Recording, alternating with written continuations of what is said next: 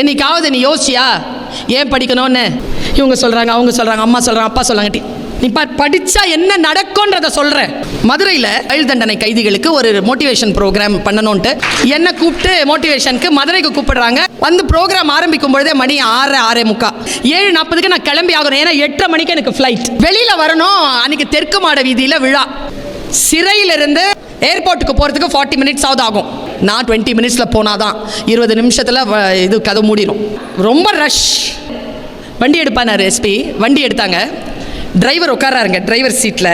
SP sir முன்னால் உட்காந்து பின்னால் யாரும் உட்கார முடியாதுங்க. As per protocol. ரொம்ப விஐபியாக இருந்தால் தான் உட்கார முடியும்.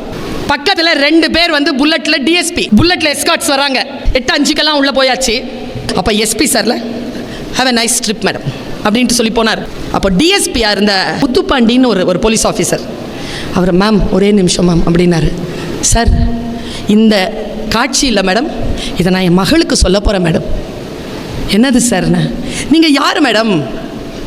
உங்களுக்காக கெஜ்ரிவால் சார் நிற்கிறாரு, உங்களுக்காக எங்கள் எஸ்பி சார் வந்து முன்னால் சீட்டில் உட்காந்துட்டு வராரு, உங்களை கூட்டிகிட்டு வந்து மரியாதையாக நாங்கள் வந்து ஒரு இடத்துல கொடுக்குறோம். எங்கள் துறையில் ஹையர் போஸ்ட்டில் இருக்கிறவங்க உங்களுக்காக நின்று இவ்வளோ பணியாற்றி இருக்கிறாங்க. நீங்கள் யாருன்னு யோசிச்சு பார்த்தேன் மேடம். நீங்கள் யாருமே இல்லை மேடம். உங்களுக்காக இல்லை மேடம் இந்த மரியாதை. நீங்கள் படித்த படிப்புக்கு தான் மேடம் இந்த மரியாதை. படிச்சிருங்க குழந்தைகளை. அங்கே மிஸ் பண்ணிட்டேன்னு வச்சுக்கோங்க.